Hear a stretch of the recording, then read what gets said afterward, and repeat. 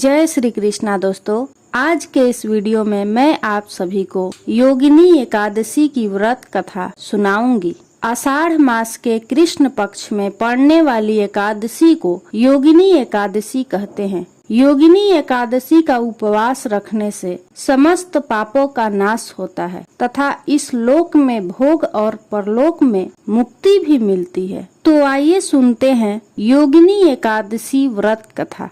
महाभारत काल की बात है। एक बार धर्मराज युधिष्ठिर ने भगवान श्री कृष्ण से कहा, हे त्रिलोकीनाथ, मैंने ज्येष्ठ माह के शुक्ल पक्ष की निर्जला एकादशी की कथा सुनी।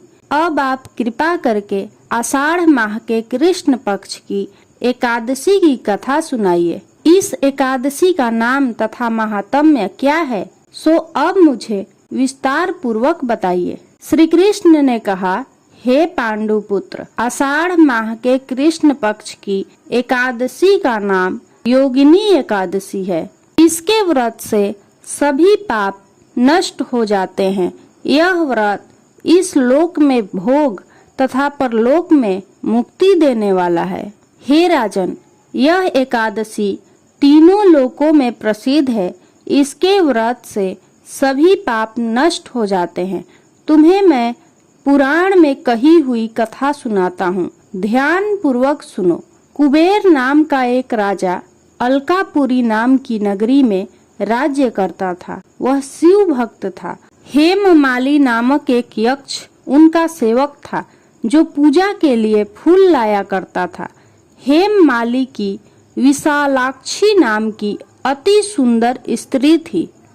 एक दिन वह मानसरोवर से पुष्प लेकर आया, किंतु कामासक्त होने के कारण पुष्पों को रखकर अपनी पत्नी के साथ हास्य विनोद करने लगा।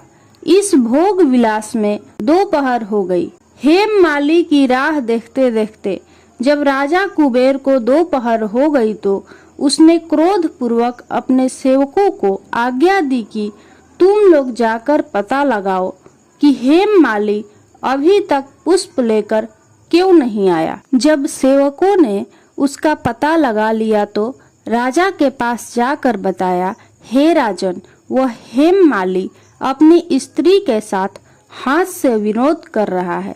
इस बात को सुन राजा कुबेर ने हेममाली को बुलाने की आज्ञा दी। डर से कांपता हुआ हेममाली राजा के सामने उपस्थित हुआ। उसे देखकर कुबेर को अत्यंत क्रोध आया। राजा ने अति क्रोध भरे स्वर में कहा, तूने मेरे परम पूजनीय देवों के भी देव भगवान भोलेनाथ का अपमान किया है। मैं तुझे श्राप देता हूँ कि तू स्त्री के वियोग में तड़पे और मृत्यु लोक में जाकर कोढ़ी का जीवन व्यतीत करे। कुबेर के श्राप से वह उसी क्षण स्वर्ग से पृथ्वी पर आ गिरा और कोढ़ी हो गया। उसकी स्त्री भी उससे विछड़ गई। मृत्यु लोक में आकर उसने अनेक भयंकर कष्ट भोगे, किंतु शिव जी की कृपा से उसकी बुद्धि मलिन न हुई और उसे पूर्व जन्म की भी सुध रही। अनेक कष्टों को भोगता हुआ तथा अपने पूर्व जन्म के कुकर्मों को याद करता हुआ वह हिमालय पर्वत की तरफ चल पड़ा। चलते चलते वह मार्कंडेय ऋषि के आश्रम में जा पहुंचा। वह ऋषि अत्यंत वृद्ध तपस्वी थे।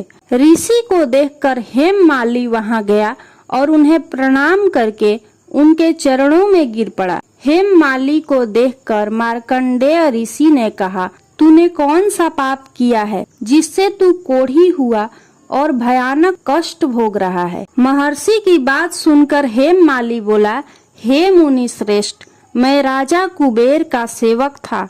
मेरा नाम हेममाली है। मैं प्रतिदिन मानसरोवर से फूल लाकर शिव पूजा के समय कुबेर को दिया करता था। एक दिन पत्नी के साथ हास्य विनोद करते हुए मुझे समय का ज्ञान ही नहीं रहा और दोपहर तक पुष्प न पहुंच सका। तब उन्होंने मुझे श्राप दिया कि तू अपनी स्त्री का वियोग और मृत्यु लोक में जाकर कोढ़ी बनकर दुख भोग। इस कारण मैं कोढ़ी हो गया हूँ तथा पृथ्वी पर आकर भयंकर कष्ट भोग रहा हूँ। अतः कृपा करके आप कोई ऐसा उपाय बताइए जिससे मुझे मुक्ति मिल जाए।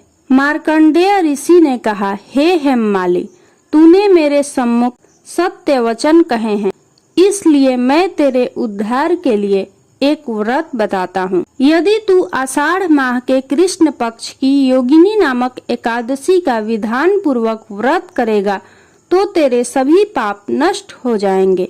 महर्षि के वचन सुन हेममाली अति प्रसन्न हुआ और उनके वचनों के अनुसार योगिनी एकादशी का विधान पूर्वक व्रत करने लगा।